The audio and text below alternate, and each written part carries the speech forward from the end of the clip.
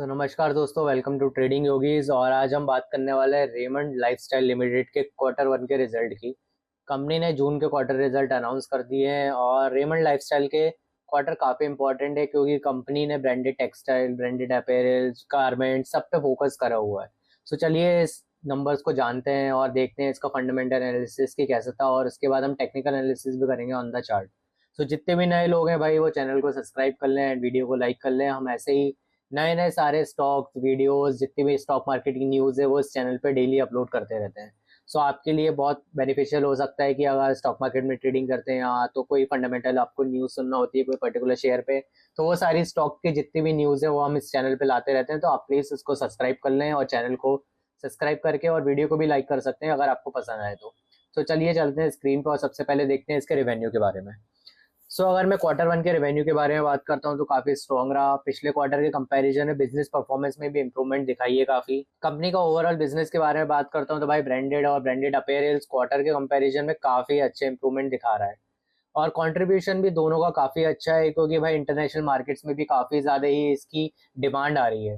अगर मैं बात करता हूँ तो भाई रेवेन्यू की, तो रेवेन्यू इनका रहा है इस बार 6,848 करोड़ रुपए, जो कि F25 में था 6,147 करोड़, जो कि हायर है। यानी कंपनी के फाइनेंशियल अगर मैं बात करता हूँ डबल डिजिट ग्रोथ का रेवेन्यू भी दिखा रहा है। अब हम बात करते हैं प्रॉफिटेबिलिटी की। अगर मैं प्रॉफिटेबिलिटी की बात करता हूँ तो वो है रहा है इसका 46 करोड़ रुपए कंपेयर्ड विद 38 करोड़ रुपए जो कि आखिरी ईयर में था। ईयर के ईयर बात करता हूँ तो भाई काफी ज्यादा परसेंट के हिसाब से ग्रोथ तो देखने मिल रहा है इनका। उसके बाद बात करता हूँ तो रेवेन्यू के बाद के मार्जिन, बॉटम लाइन, सारी चीजें इंप्रूव होती हुई दिख रही है इनके बैलेंस शीट के हिसाब से। इसके बाद हम बात करते हैं ब्रांडेड टेक्सटाइल की। तो भाई रेमंड का ब्रांडेड टेक्सटाइल कंपनी का कोर बिजनेस है। यहाँ पर कंपनी ने वूल और लेलन के प्रीमियम सेगमेंट्स में, कैटेगरीज में काफी इंपॉर्टेंट पार्ट प्ले करा है क्योंकि काफी ज्यादा ही उसकी डिमांड आ रही है। इसका सिंपल मीनिंग है कि कंपनी ने सिर्फ वॉल्यूम बढ़ाने के बजाय बेटर प्रोडक्ट का मिक्स के मार्जिन लिया हुआ है, जिसकी वजह से इनकी प्रॉफिटेबिलिटी काफी ज्यादा ही इंप्रूव हो रही है इस पर्टिकुलर सेगमेंट में। ब्रांड अपैरल की बात करते हैं तो भाई इसमें Park Avenue, Color Plus, Parx, Ethnix, बहुत सारी ब्रांड्स है जो इनके पास है ऑलरेडी, जो इनके नीचे काम करते हैं, जो इनके सब ब्रांड के टाइप से चल रही है अभी मार्केट में। और अगर मैं बात करता हूँ रिटेल नेटवर्क की तो और ई कॉमर्स की, तो वो भी काफी अच्छा है। इनका फ्यूचर ग्रोथ दिख रहा है क्योंकि इनके काफी ज्यादा ऑनलाइन सेल्स भी बढ़ चुकी हैं अभी तक के। गारमेंट बिजनेस की बात करते हैं तो रेमंड लाइफस्टाइल का गारमेंट बिजनेस इंटरनेशनल मार्केट में भी काफी ज्यादा है, इसलिए ग्लोबल डिमांड भी काफी बढ़ रही है, एक्सपोर्ट ऑर्डर्स आ रहे हैं। करंट मूवमेंट के हिसाब से इंटरनेशनल ट्रेड की कंडीशन में भी काफी ज्यादा परफॉर्मेंस को इम्पैक्ट कर रहा है, पर काफी ज्यादा अच्छा चल रहा है। यूके, यूरोपियन मार्केट्स में भी अपॉर्चुनिटी काफी ज्यादा बढ़ रही है क्योंकि कंपनी ने अपने जो नए स्टोर्स हैं वो वहाँ पे एक्सपेंड कर चुका है। स्पेशली जो ट्रेड डील हो रही है यूरोपियन के हिसाब से, तो उसके हिसाब से भी इनको काफी मदद मिल रही है उसके लिए।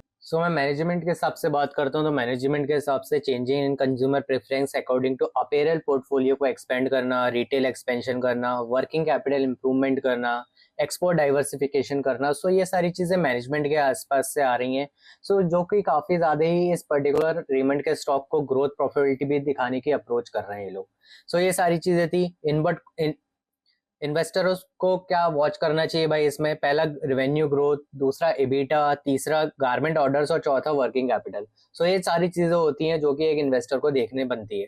अब ये सारी चीजें थी। अब फाइनल वर्डिक्ट की बात करते हैं तो भाई इनका कंसोलिडेटेड रेवेन्यू रहा 6,880 करोड़, पैट रेवेन्यू रहा 46 करोड़।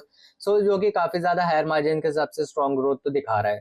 ये सारी चीजें थी इसके फंडामेंटल एनालिसिस। हम चलते हैं स्क्रीन पर और करते हैं इसका टेक्निकल। हम आ गए अपनी स्क्रीन पे और हम अगर स्टॉक के हाई की अगर बात करता हूँ, अगर मैं रिसेंट हाई की, तो वो था 780 रुपए के आसपास। फिर से इसने एक और बार टच करा था 780 रुपए, जो कि था 5 जुलाई 2025 को। एंड अगर मैं इसके थोड़े से बॉटम की बात करता हूँ वो था 320 रुपए। अभी स्टॉक चल रहा है 600 के आसपास, जो कि अगर मैं बॉटम से बात करता हूँ तो 100% के आसपास अप मूव दिखा चुका है अप्रैल से अभी तक के रेंज में, जो कि काफी अच्छा इसके ग्रोथ और परफॉर्मेंस की बात बता रहा है। अगर मैं इंट्राडे की बात करता हूँ तो इंट्राडे में थोड़ा सा डाउन था, जो कि था 4% के आसपास, जो कि ऑफकोर्स सी बात है भाई, अगर मार्केट में अगर इन्वेस्टरों को थोड़ा सा पसंद नहीं आएगा रिजल्ट तो वो थोड़ा सा डाउन कर सकते हैं। बट अगर ऑलरेडी अगर ये यहाँ से 100% के आसपास है तो इतनी प्रॉफिट बुकिंग होना बनता भी है। अगर मैं बात करता हूँ इसके हाई की है, जो मेजर रेजिस्टेंस मुझे दिख रहा है जो कि है 640 रुपए के आसपास। अगर ये किसी भी रेंज में अगर ये 640 ब्रेक करता है तो 780 तक अप ट्रेंड हमें दिखा सकता है। और अगर मैं डाउन ट्रेंड की बात करता हूँ तो एक मेरे को थोड़ा सा जो बेस दिख रहा है जो कि बेस हमें दिख रहा है 480 के आसपास, तो जब तक ये 480 के नीचे नहीं जाता तब तक हम इसके डाउन ट्रेंड में कभी नहीं जाएंगे। एंड जितनी भी ये सारी चीज़ें थी भाई, ये सारी चीज़ें एजुकेशन पर्पज़ के लिए, हमारा इसमें कोई इंटेंशन नहीं है, ना हमारा कोई रिकमेंडेशन है बाय और सेल करने का। सो ये सारी चीज़ें थी। एंड अगर जितने भी लोग हैं जिनको इस पर डिस्कशन करना हो वो कमेंट सेक्शन में बता सकते हैं, और ये भी बता सकते हैं कि भाई वीडियो कैसा लगा, इसमें हम ट्राई इंप्रूवमेंट कर सकते हैं, वो सारी चीज़ें आप हमें कमेंट सेक्शन डाउन में बता सकते हो। सो यही था दोस्तों रेमंड्स का वीडियो, जो कि परफॉर्मेंस था, Q1 रिजल्ट था, वो सारी चीज़ें हमने इस वीडियो में डिस्कस करी है। सो मिलते हैं किसी और नई वीडियो में। धन्यवाद।